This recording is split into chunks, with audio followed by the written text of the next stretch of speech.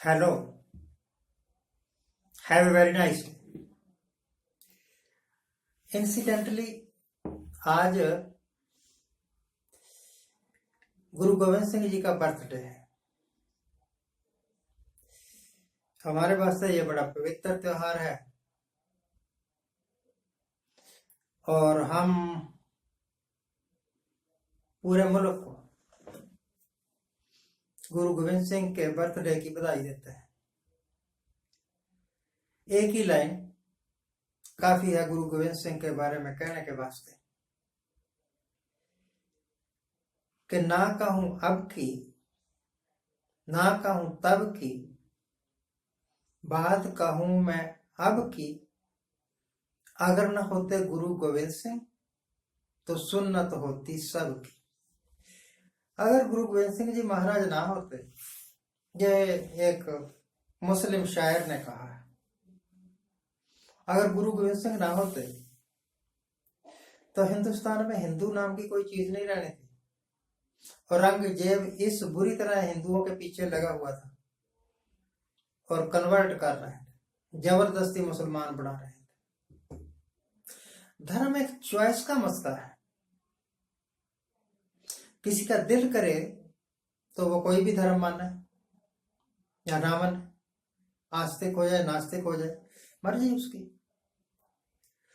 तो डंडे के जोर पर, तलवार के जोर पर जो धर्म मनवाया जाता है वो एक्चुअली धर्म नहीं होता, कंपल्शन होती।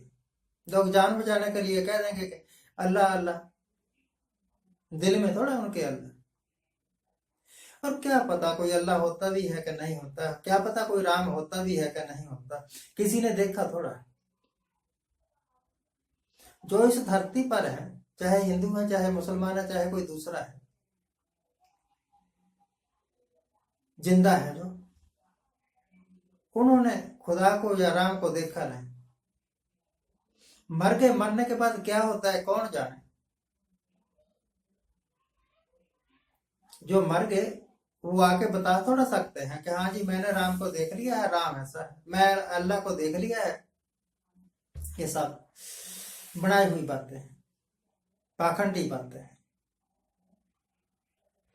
अगर राम या अल्लाह कोई था तो कोविड के वक्त में बचाने क्यों नहीं आया पब्लिक को?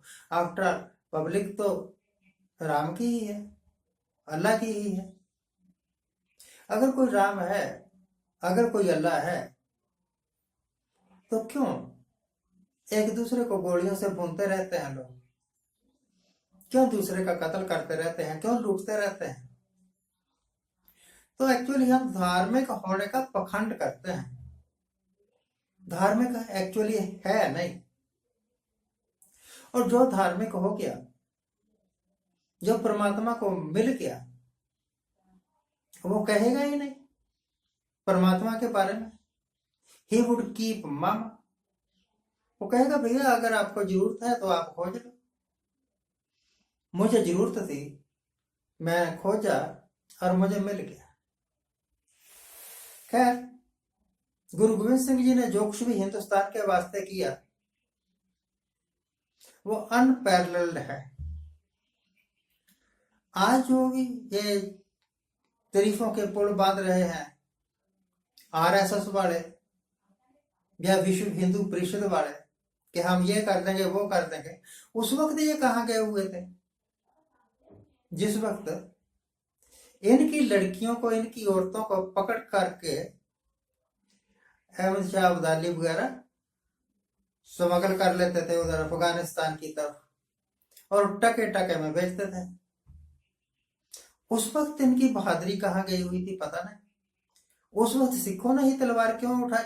ये क्यों नहीं उठा रहे थे उस वक्त तलवार? आप तो हाथ में लाठी पकड़ के परेड करते हैं और सोचते हैं कि हमारे से ज्यादा कोई महान है नहीं। अपनी महानता वहां दिखाओ ना, बॉर्डर पर जाके, जहां चाइना आपकी जगह हड़प रहा है।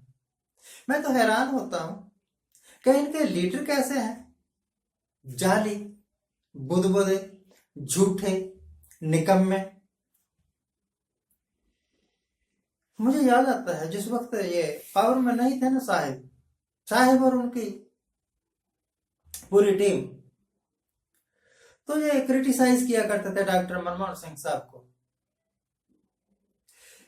कि डॉक्टर मनमोहन सिंह के राज में डॉलर जो है ना उसकी कीमत बढ़ रही है, रुपया कमजोर हो गया। अब आपके राज में तो डॉलर के मुकाबले में रुपया आईसीयू में चला गया, डुबकियां लगा रहा है, डूबने के कगार पर है। जो मनमोहन सिंह नहीं कर सका आप करके दिखा देते। आप कहते थे जो 70 साल में नहीं हुआ मैं कर दूंगा।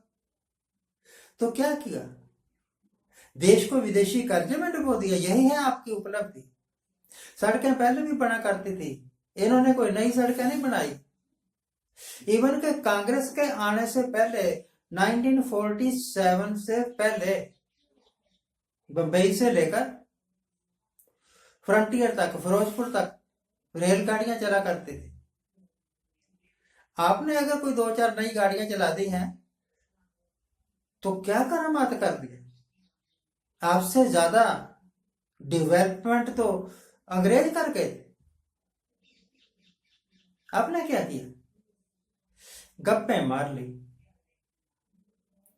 पिछले 70 साल में कोई भी लीडर इतनी गप्पे नहीं मार सका था जितने इन्होंने मारी। और अब कहते हैं हम 5 किलो अनाज मुफ्त देते। क्यों देते हो, जो पैदा हुआ है उसको पता है मुझे भूख लगेगी, वो कमाएगा ना। आप तो एक निकम्मे लोगों की फौज खड़ी कर रहे हो मुफ्त का अनाज बांट के। अगर डॉक्टर मनमोहन सिंह मनरेगा जैसी स्कीमें लागू ना कर गए होते तो मुझे लगता है कि हिंदुस्तान को कटोरा पकड़ना पड़ता। कटोरा पकड़ने का मतलब आप समझते हैं। और वैसे भी साहब कह गए हैं मैंने 35 वर्ष भीख मांगी है।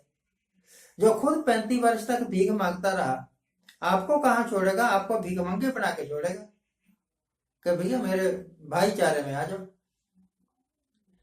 मैं ये कहता हूं कि इन लीडरों को शर्म नहीं आती कि हम इतना झूठ बोलते हैं। भगवान को भी मुंह दिखाना होगा। भगवान को छोड़ो, पब्लिक को तो मुंह दिखाना होगा ना। पब्लिक पूछती नहीं इनसे कि हाँ भी कहां गई 2 लाख नौकरियां, कहां हो गया रुपया मजबूत और डॉलर कमजोर, कहां बेच दिया आपने पेट्रोल 35 रुपए लीटर। क्यों झूठ बोला हमसे। मैं तो कहता हूँ कि इन लीडरों के ऊपर एक मुकदमा होना चाहिए ऐसा कि इन्होंने ना वर्गलाया पब्लिक को, इन्होंने झूठ बोला। जिस तरह कानून है ना कि अगर कोई किसी को आत्महत्या करने के लिए उकसाए तो वो अपराधी है और उसको सजा मिलती है, जेल होती है। इन्होंने जो कुछ हिंदुस्तानियों के साथ किया वो भी एक वर्गलाना है। मैं दे दूंगा 15 लाख और लोग पीछे लग गए, वोटें डाल दी, जीत गए और राजगद्दी पर बैठ गए। देना लेना कुछ नहीं, तो ये धोखा हुआ ना। इन्होंने किसानों को 2-2 हजार रुपया 4-4 महीने बाद देने का वायदा किया था। देख लो आधे किसानों को नहीं मिलता, 6-6 महीने गुजर जाते हैं, किश्ती नहीं आती। क्यों आपने ऐसी निकम्मी स्कीमें लागू कर दी जो अब आपको भी चलाना मुश्किल हो गया। देश का बेड़ा गर्क कर दिया है इन लोगों ने। यही है इनकी सबसे बड़ी उपलब्धि। कभी सोचते, कभी चल के देखते उन कदमों पर जिन कदमों पर गुरु गोविंद सिंह चल के गए थे। देश के वास्ते पत्थरों पर सो गए, बच्चे कुर्बान कर दिए। आप में तो हिम्मत है नहीं, इतने बच्चे कुर्बान कर दो, ये कर दो, वो कर दो। कम से कम सच बोलने की कुर्बानी ही दे दो। क्या इसके बाद मैं झूठ नहीं बोलूंगा, मैं सच बोलूंगा। तब भी हमें गर्व होता कि हमारे प्रधानमंत्री साहब या हमारे होम मिनिस्टर साहब सच बोल रहे हैं। तो झूठ का पुलंदा लिए घूम रहे हैं भाई। Thank you very much for watching. Keep watching, please subscribe my channel. बहुत सारे लोगों को मेरी बातें बुरी लगी होंगी, परंतु आत्मचिंतन करना तो आप जानोगे कि मैंने जो कुछ कहा है अक्षर अक्षर सच कहा है।